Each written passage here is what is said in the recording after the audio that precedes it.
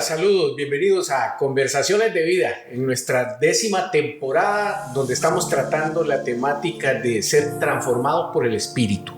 Hoy vamos a este 6º programa de esta temporada que hemos titulado La espiritualidad en el liderazgo.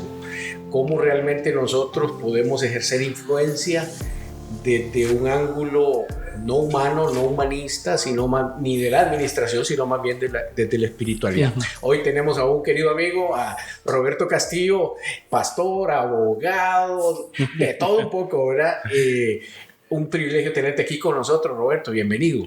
No, más bien un privilegio para mí estar acá. Felicidades por 10º, ¿verdad? Aniversario, no sé, o temporada, sí. 6º programa. Sí. Me imagino que eso también ya lleva mucho trabajo, así que felicitarlos también y agradecidos por la invitación. Aquí estamos para compartir y ver en qué sumamos. Gracias. Mira, yo pensé en traer a Roberto hoy porque Roberto tiene, por un lado, una experiencia profesional muy amplia, pero también un involucramiento con una organización que se llama el Club Rotario, ¿verdad? O ha sido presidente hasta hace poco del capítulo aquí de San José y has caminado muchísimo lidiando con líderes, siendo líder en un ambiente, por un lado, llamémosle social, secular, pero por otro lado también eclesial. Conoces de estos asuntos. Entonces, vamos a ver, Roberto, una de las preocupaciones que yo he tenido es que uno tiene como cristiano dos opciones de ejercer influencia, ¿verdad? Que eso es liderazgo. El liderazgo es ejercer influencia. Uno lo hace desde la perspectiva administrativa, ¿verdad? De todas las capacitaciones que uno recibe, de trabajo en equipo y ese tipo de cosas. Pero por otro lado, a veces descuidamos la parte de la formación espiritual, no individual, sino la que tiene que ver justamente con el liderazgo. ¿Cómo ves ese asunto vos? Creo que uno de los hierros más grandes que tiene el cristianismo moderno es que nos ponemos dos trajes. El traje en la iglesia de nuestro liderazgo espiritual y el traje del mundo en nuestro liderazgo en la vida, en la cotidianidad. Exacto. Y como que separamos esas versiones. Como que somos una versión de un lado y otra versión. Y eso no significa que una buena o una mala, sino que sencillamente nuestra parte espiritual la guardamos para la iglesia, los ministerios, la influencia del cristiano, y nuestra parte no tan religiosa o no tan del lado de nuestra fe, pues ejercemos un liderazgo, no voy a decir más light, pero sí más directivo y ejecutivo hacia mis funciones. ¿Okay? No hacia lo que me ha transformado a mí el Señor, sino a lo que yo tengo que ejecutar dentro de mi profesión y como un liderazgo por desarrollar dentro del grupo que tengo. Exacto.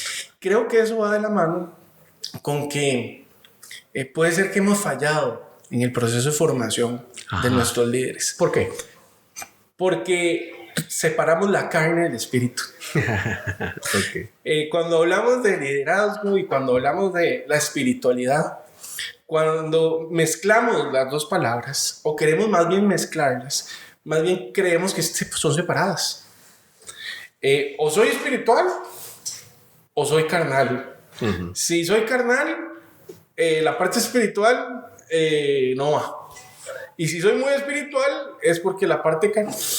Creo que hemos cometido el error a la hora de formar al liderazgo de manera integral, de que no hay espíritu sin carne. Exacto. O sea, sin cuerpo. Somos cuerpo, ¿verdad? Y es parte del diseño que hizo Dios. Somos cuerpo.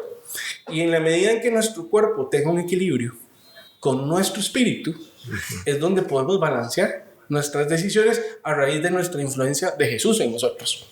Pero no solo en la iglesia, sino alrededor de cómo influimos en nuestros sectores o en nuestros diferentes focos laborales, profesionales, desarrollo humano. Te pongo dos ejemplos. Cuando yo empecé en el movimiento rotario, empecé a los 18 años. Todavía no había conocido al Señor. Pero esa organización forma mi liderazgo. Exacto. ¿Verdad? Por muchos años. Tengo ya 28 años de estar ahí. Cuando yo vuelvo al movimiento, vuelvo siendo cristiano. Y tengo un gran reto, porque algunas costumbres, algunas cosas del viejo hombre ya no es. Ajá. Pero tengo que seguir influenciando, porque influenciaba antes, pero ahora tengo que seguir influenciando de manera diferente. Y no es que te vas a parar delante de un foro, un rotario, a predicar la palabra. Creo que ahí es donde tenemos que aprender a demostrar nuestra transformación por medio del testimonio.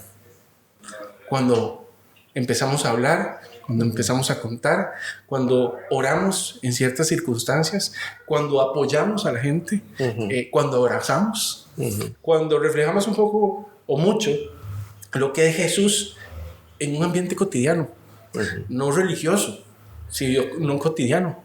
Y el otro ejemplo es cuando trabajé en la Universidad de Costa Rica. Fue un choque enorme, porque por muchos años había estado dentro de una estructura eclesiástica. La burbuja. La burbuja. Ya estaba llegando a mis 40 años y entrar al mundo de un libertinaje intelectual, muy arraigado, una cultura universitaria que sí es cierto que fomenta académicamente áreas necesarias, pero con grandes carencias. Valores diferentes. Ahí quería justamente llegar. El liderazgo, por un lado, necesita habilidades para cumplir metas, para que las cosas se hagan, pero por otro lado se ocupa un carácter, ¿verdad? Entonces, si uno enfatiza el desarrollo de la habilidad por sobre el carácter, realmente tu liderazgo va a ser poco congruente, que es un poco lo que estás queriendo decir. Claro.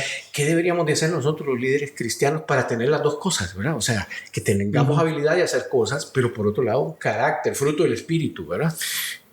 ¿El líder nace o se hace? Ajá. Es una pregunta que todo el mundo siempre se plantea. Ambos. Sí. Ambos. Algunos líderes nacen con el don, viene innato.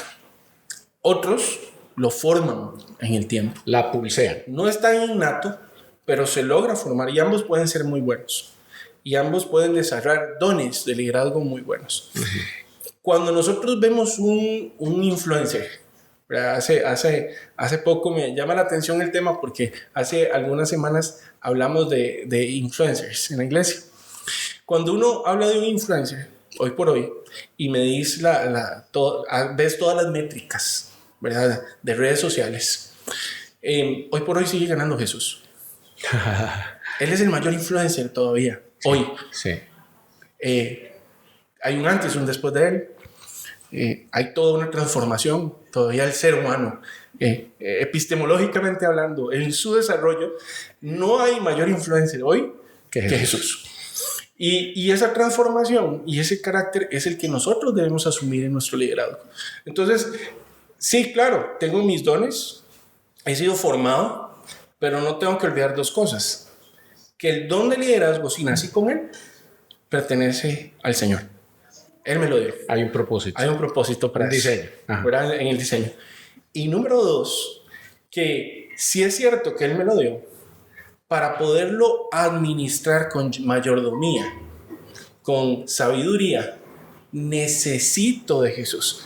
Ajá. Necesito el carácter de Jesús. Separados de mí nada podéis hacer. Ajá. No hay forma. Ajá. No hay forma. ¿Por qué? Porque siempre el líder, a pesar de que usted tiene su equipo, siempre va a ser el que toma una decisión. Siempre. Y tu decisión no solo influencia, sino que va a tener que impactar a un grupo determinado.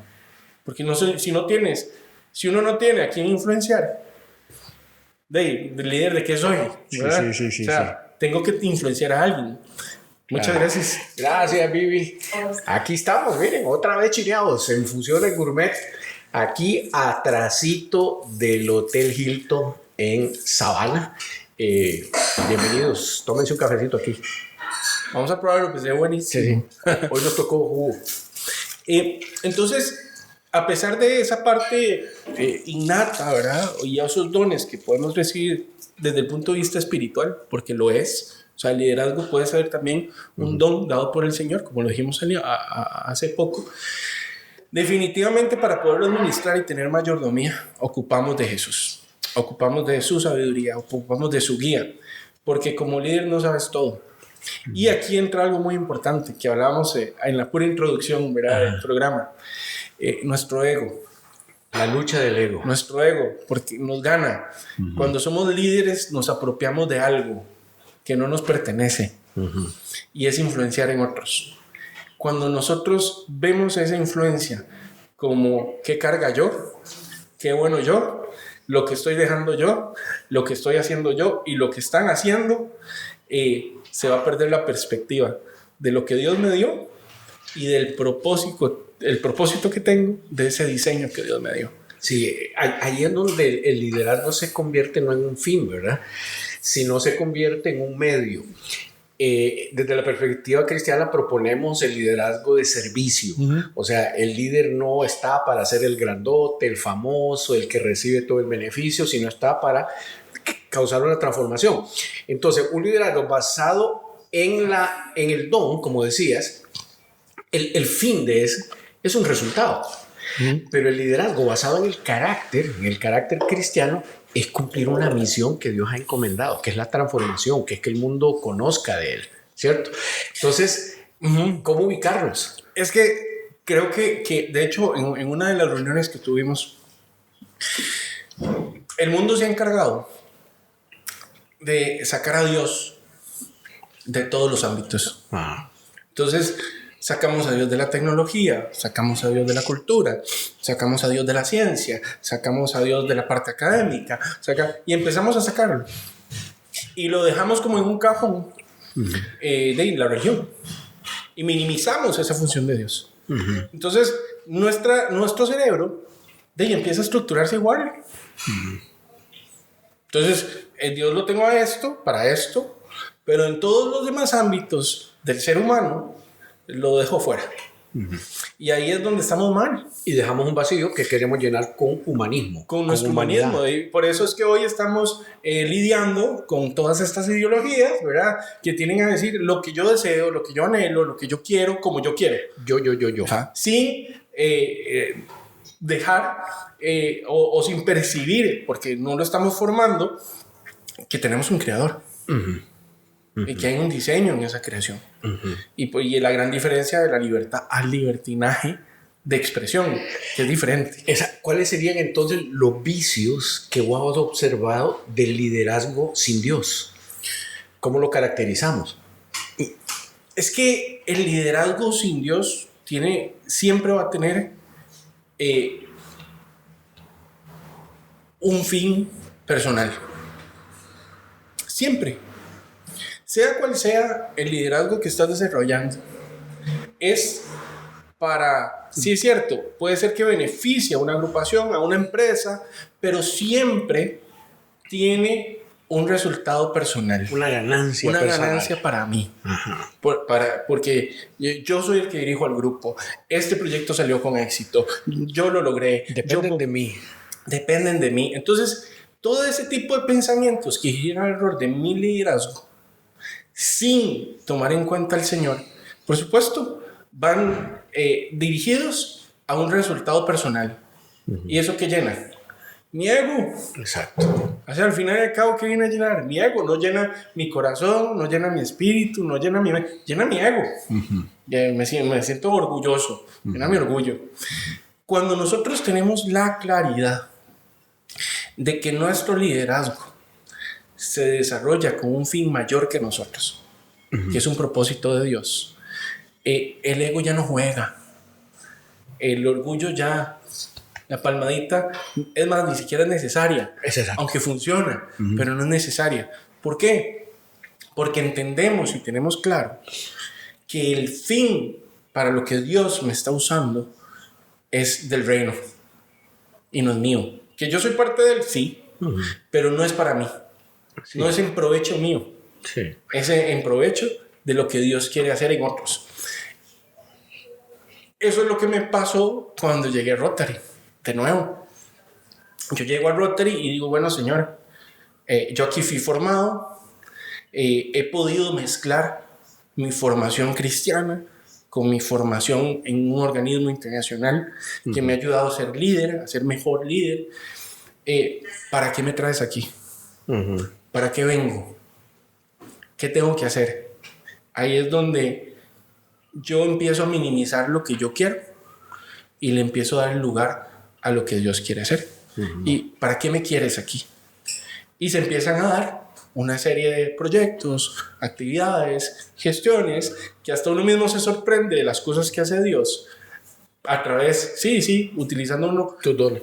Pero ahí es donde uno tiene que reconocer que soy un instrumento del liderazgo de Jesús como un influencer a otros. O sea, el líder per se es Cristo, no soy yo. Soy un instrumento de ese líder. Por eso es que Él vive. Sí. Y se mantiene vivo en nosotros.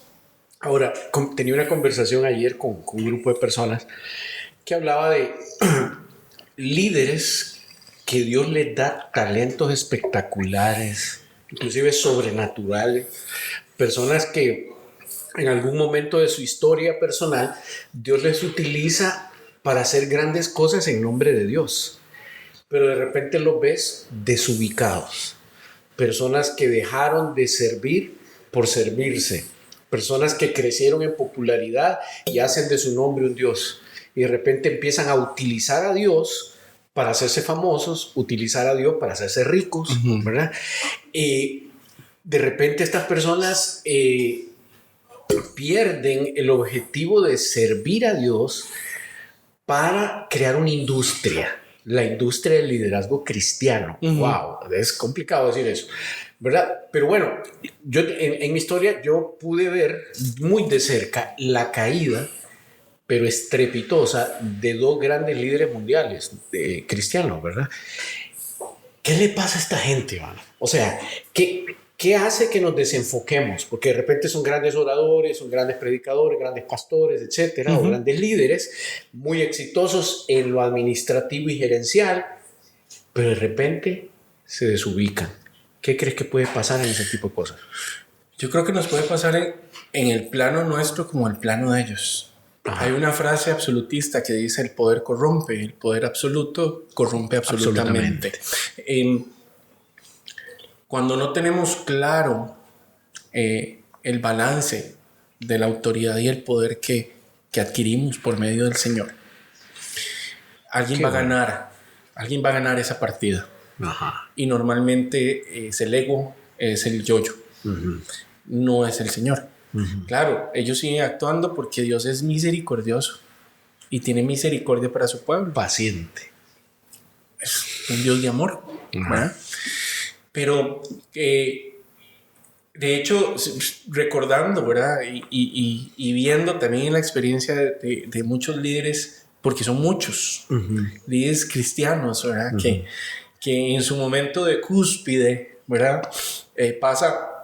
me acuerdo de dos casos grandes, no vamos a decir nombres, pero aquel líder que llega a su casa y se encuentra que su esposa se llevó toda su ropa, a sus hijos, y no le dejó nada. Se olvidó de su familia, se olvidó de su primer ministerio. Y uno dice: ¿cuál fue el pecado? La gente dice: ¿cuál fue el pecado? Estaba sirviendo al Señor. Estaba sirviendo al Señor, estaba haciendo grandes cosas. Es que al final no es un tema de pecado. ¿Verdad? Porque también nosotros somos rápidos para juzgar y lentos para otras cosas, pero sencillamente hay prioridades en el diseño y esa prioridad no se cuidó. Exacto. Diseño de Dios, ¿verdad? Diseño de Dios. Creo que la otra prioridad es nuestra salud emocional y mental. Creo que en el momento en que el líder tiene un desequilibrio en su salud emocional y en su salud mental, voy a utilizar una expresión de un amigo pastor, se vuelve vice Jesús. Nos creemos un vice Jesús. Vice Jesús. O sea, le perdemos temor a Dios. Y cuando le perdemos temor a Dios, por la gracia que ha depositado en nosotros, nuestra escala de permisividad sobre nuestro ego aumenta. Y me creo estar en un estatus, a pesar de que no lo dicen, pero estoy en un estatus fuera de la órbita de otros líderes o del siervo común, ¿verdad? Yo me acuerdo ver el servilismo en el liderazgo.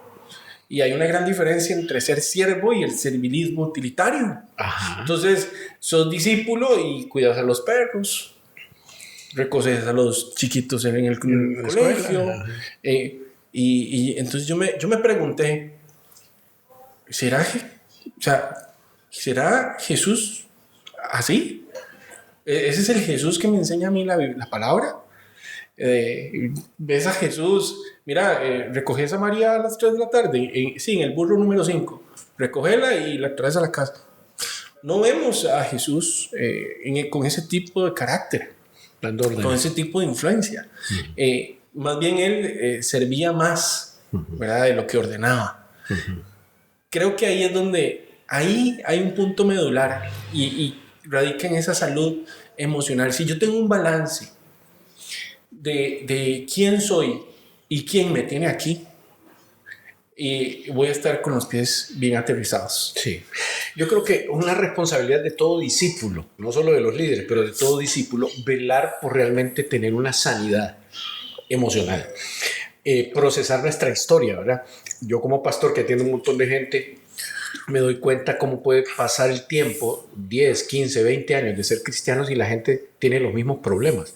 Creo que eso no se vale, porque eso se traduce en una mala influencia, ¿verdad? Porque el liderazgo que estás transmitiendo en realidad lo estás haciendo desde tu lado oscuro, desde tu lado enfermo, perpetuando un montón de patrones de liderazgo que obedecen más a las motivaciones del mundo, que es la búsqueda de la fama, el dinero, el placer y este tipo de cosas, ¿verdad?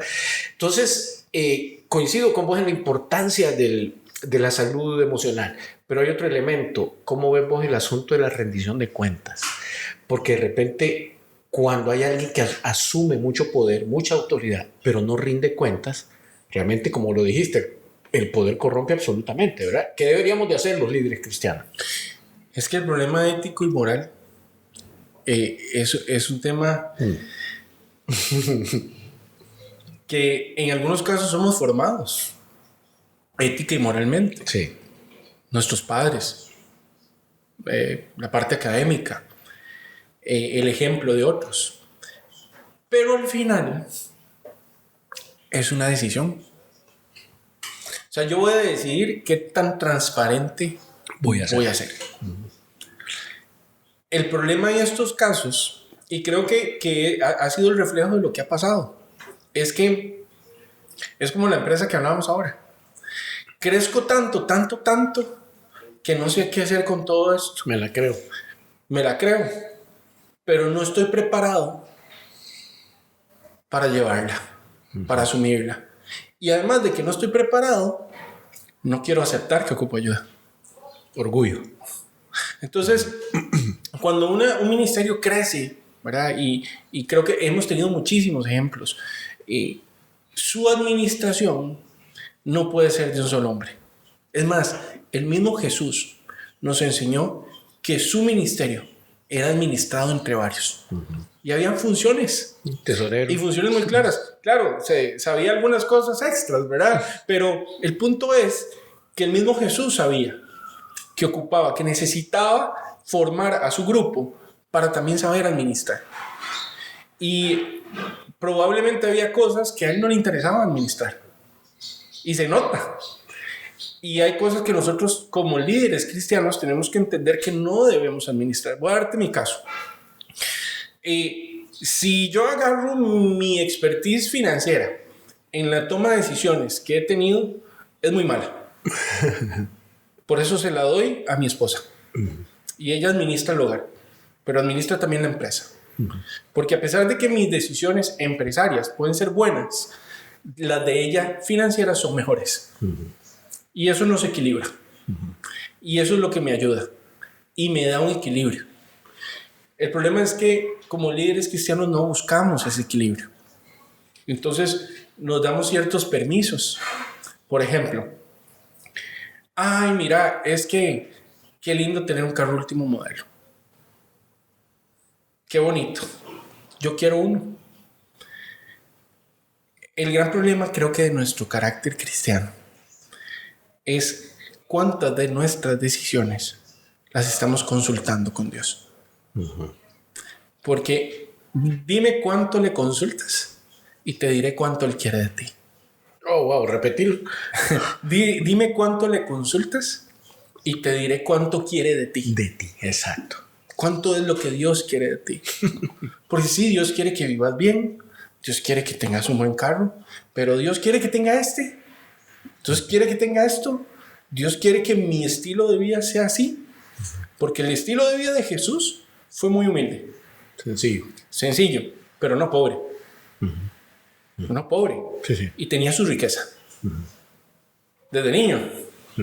Entonces, ¿qué es lo que nos quiere enseñar el Señor cuando nos levanta en un liderazgo? Él nunca perdió su humildad. Él nunca perdió quién era. Y Él nunca perdió la visión de quién era su Padre. O sea, a quién le pertenecía, lo que Él estaba haciendo y por qué lo hacía. ¿Y a qué había venido? Entonces, ahí es donde nosotros, en nuestro crecimiento, de nuestro liderazgo cristiano, debemos ser conscientes de no perder la perspectiva del por qué nosotros. A mí mi esposa siempre me recuerda y me dice, ¿por qué yo? Yo quiero esto. ¿Verdad? Cuando uno está en la playa ahí y dice, esta es la vida que yo me merezco. Sí, claro. Pero cuando tenemos 1 o 2 meses, retiros, actividades, mensajes, consejerías, y ves todo eso y uno dice, Señor, ¿por qué? ¿Por qué? Sí. Y ahí Dios te empieza a contestar, ¿verdad? ¿Qué pasa en el mundo, en el mundo que no es cristiano, en el mundo secular? Pasa lo mismo, pero no decimos, Señor, ¿por qué yo? No. Porque ahí nos concentramos más en lo que yo quiero. Y ahí más bien es donde tenemos que ser lo suficientemente fuertes para decir, no, sabe, un momento, ¿qué es lo que tú también quieres aquí? ¿Qué es lo que tú también estás buscando de mí aquí? Y yo creo que eso nos va a dar no solo el hecho de ser transparentes, ¿verdad? De dar cuentas, de rendir cuentas, sino que yo creo que hasta hay un alivio interno de decir, no hice mal, voy bien, porque no solo yo estoy obedeciendo. Sí. Hacía una pregunta yo al inicio de una prédica en la iglesia y la pregunta era, ¿qué crees que estás haciendo? ¿Verdad? O sea, si Dios aparece y te dice no qué estás haciendo, sino qué crees que estás haciendo, porque a veces uno cree que está haciendo las cosas bien y uno tiene sus razones, pero en el liderazgo de repente terminas haciendo cosas que te saliste del diseño de Dios porque metiste tus necesidades personales, tus ambiciones, tu creatividad, ¿verdad? Y terminaste en un lugar diferente. Y eso es pecado, porque pecado es errar al blanco, es terminar la vida en un lugar diferente. Entonces, mucho tiene que ver con la motivación, ¿verdad? Por un lado. Pero por otro lado es que uno necesita reconocerse como un enviado. O sea, un líder dentro de la iglesia, dentro del reino de Dios, es una pieza que es un engranaje para mover la misión de Dios. ¿Ok? Entonces, hablábamos de rendición de cuentas. Si yo no rindo cuentas a Dios, si yo no rindo cuentas a alguien que me puede preguntar, sino que me arrogo toda la autoridad, posiblemente voy a andar desviado y nunca voy a volver al camino, ¿verdad? Pero la iglesia y el liderazgo que mueve a la iglesia posiblemente olvida que el centro no somos nosotros, ni el propósito somos nosotros. O sea, creo que a veces hay una confusión en el liderazgo cristiano que se centra en la iglesia, ¿verdad? En administrar, en construir, porque eso va ligado a mi nombre, ¿verdad? O sea, a mi reputación. Y se nos olvida que en realidad la iglesia es agente de algo más grande, que es lo que no deberíamos de nunca olvidar, el reino, ¿verdad? Entonces, en el reino de Dios la lógica no es que el famoso soy yo, es que estoy trayendo a todo el mundo a que observe y obedezca al rey.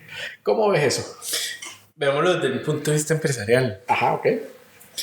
Una de las cosas que velan a las auditorías es el riesgo reputacional. ¿Verdad? Exacto. Vamos a ver el riesgo reputacional. Pero el riesgo reputacional gira a raíz de lo que yo estoy haciendo.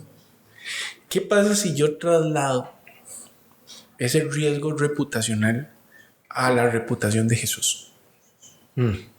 Y me quito esa investidura que tengo y vuelvo a ver y digo, ojo, es que no soy yo. Estoy representando. Entonces aquí es donde o tengo una actitud de mojado o tengo una actitud de embajador. Porque no soy cualquier siervo. Porque el mojado, de ahí paso la frontera, me paso al lado del cristianismo, pero ahí estoy, mojadito, bien, sé cómo es, estoy aprendiendo. Sobreviviente, pero sigo en esa condición. ¿Por qué? Porque no he querido reconocer mi verdadera posición dentro del reino. Autoridad. Y ser embajador. ¿Y qué conlleva ser un embajador del reino del Señor? Representarlo en todo lugar, en todo momento, en toda circunstancia. Autoridad. Es más, la iglesia, si la vemos desde un punto de estructura política, la iglesia es la embajada. Es el consulado. Exactamente. ¿Ok? Y lo que pasa ahí gira alrededor de el reino. Representar. Pero cuando salimos de ese lugar, salimos bajo la misma investidura y con los mismos principios, con las mismas responsabilidades. El tema gira alrededor, y como decís ahora, de quién estoy poniendo en ese centro. Porque si llego a representarme a mí por mí mismo, es muy sencillo. Porque esa decisión que yo tomo va a girar alrededor de mis anhelos, mis deseos, mis sueños, Pero si giro alrededor de la investidura con la cual llego, mi egoísmo, mi egocentrismo va a cambiar. Porque va a ser jesúcéntrico. Va a girar alrededor de la voluntad de lo que Él quiere. La pregunta aquí del millón que yo me hago es: ¿quién nos aterriza y nos pone los pies en la tierra? Exactamente. Por eso es que necesitamos hablar de espiritualidad, ¿verdad? O sea, creo que para ir concluyendo, creo que ese es el asunto, ¿verdad? Como vos hablábamos antes de esta entrevista sobre lo importante que es que en las posiciones de liderazgo nosotros nos actualicemos a nivel tecnológico, a nivel técnico, ¿verdad? A nivel administrativo, etc. Y eso es importante. Pero de nada sirve un líder que tiene muchas competencias si realmente no tiene un corazón correcto. Y eso aplica también para la iglesia, ¿verdad? No solo para el mundo. Entonces, ¿cómo hacemos para permitirle al Espíritu? Nosotros los líderes orgullosos, los que a veces nos cuesta ceder espacio, que no queremos rendir cuentas, que no... ¿Cómo le decimos a un líder de estos que necesitamos ser transformados por el Espíritu? Es que ocupamos volver a la palabra, man. Ocupamos volver a la palabra. Yo ayer, de hecho, en el discipulado principal nuestro, estábamos cerrando y veíamos varios ejemplos de en qué creemos como iglesia, ¿verdad? Repasando un poco. Y yo les decía que ustedes de su silla pueden decir en qué creen. Pero ¿qué pasa si yo le pregunto a ustedes de la silla de Jesús? Y se les complicó. Wow. ¿Por qué? Porque de nuestra silla es muy sencillo. Yo voy a decir en qué creo con base en lo que yo me siento afín y emocionalmente me alineo. Lo que me sirve. Y lo que me sirve y lo que probablemente ha sido lo que ha influenciado mi transformación. Pero Jesús es más integral. Entonces, cuando yo me siento en la posición de Jesús, tengo que dejar mi asiento. Tengo que darle a Él ese lugar. Y aquí hay una palabra que dice realmente quién está entronado en tu vida. ¿Quién está dominando en tu vida? Para cualquier líder cristiano, es más, hasta discípulo, miembro de ministerios o de algún grupo pequeño, no importa. Creo que hay 3 cosas importantes que hay que volver a la palabra. Intimidad. Hay que tener intimidad. Hay que hablar con el Señor. Si usted es una persona que no habla con Él, que no se comunica, que no se somete, que no se sujeta, que no entra en esa intimidad con Él, difícilmente en el momento de una decisión usted se va a volver a decir, Señor, ¿qué hago? Va a tener claridad. Sí. Porque es con base en esa intimidad que usted va a conocer el corazón del Padre. Entonces creo que la intimidad es mera importancia y la intimidad me lleva a la oración. Es orar. Vemos cómo el Señor, ¿verdad? Se separaba del grupo, buscaba esos tiempos con el Padre porque necesitaba de Él. Y siempre decía, gracias Padre por haberme escuchado. Eso es lindísimo. Sí. Eso es lindísimo. Cuando Jesús daba esas respuestas, significaba que antes de, Él había hablado con el Padre. Él había intimado, había orado, le había pedido a Él. Entonces, esa intimidad y esa oración. 3, un verdadero temor. Es que el temor, cuando le hablamos a un hombre de temor, sale el alfa. ¿Cuál temor? ¿Cuál temor? ¿Cuál temor? ¿Qué es eso? Y nos ha faltado enseñar la profundidad y el significado del temor a Dios. A nosotros mismos, sí, y a nuestros líderes. Sí. Porque no tememos. Es como cuando hablamos con el Ministerio de Alabanza, ¿verdad? Y de un líder que ministra, tienes fallas y está en un pecado serio y no te busca. Y aquí voy al tercero. No pedimos ayuda. Ajá. Autosuficientes. Nos da temor. Creemos que nos van a exponer, que nos van a poner en disciplina, cómo el pastor se va a enterar, cómo el líder se va a... No tenemos temor. Nos van a quitar de la posición. Nos van. Entonces, no buscamos ayuda. Sí. Entonces nos volvemos mudos, ciegos y casi inválidos a que Dios nos ayude. Sí. Y eso es muy serio en la iglesia. Sí. Muy serio. Sí. Quisiera concluir, ¿verdad? Se nos fue rápido el tiempo. Resumiendo un poco lo que acabas de decir, creo que acabas de definir espiritualidad. O sea, porque ¿qué es espiritualidad? Espiritualidad es ese ejercicio a través del cual nosotros establecemos un vínculo con Dios, donde en esa intimidad aprendemos a conocerlo y por ende nos conoceremos, pero aprendemos a conocer su voluntad, que es la que nos da una misión y es la que nos da la autoridad para hacer cosas en nombre de Él. Entonces realmente nuestro liderazgo y nuestro estilo de cumplir las cosas para Dios dependerá de justamente lo que acabas de decir, de cuánto oramos, cuánto escuchamos, cuánto tenemos esa confianza, pero diste en el blanco, ¿verdad? El temor. O sea, el que teme a Dios no hará nada que ofenda a Dios. No hará nada que cambie el diseño de Dios, que cambie las metas de Dios, que cambie la manera de vivir para Dios. Entonces, Roberto, muchísimas gracias por traernos este hermoso diálogo, ¿verdad? Yo quiero animarlos a ustedes a que continúen autorreflexionando o autoinspeccionándonos de cómo estamos ejerciendo la influencia en nombre de Dios. Que la actitud de Jesús de sacrificarse, entregarse, lavar pies, servir con una influencia no basada en mí, sino en aquellos a los que servimos, sea la marca que nos lleve a representarle bien en medio de esta sociedad que tanto lo necesita. Gracias, Roberto, nuevamente, que Dios te bendiga. Igualmente. Y a ustedes los esperamos en la próxima. Yo quiero animarle, comparta con personas que cree usted que pueden beneficiarse de este tipo de programa. Gracias, que Dios los bendiga.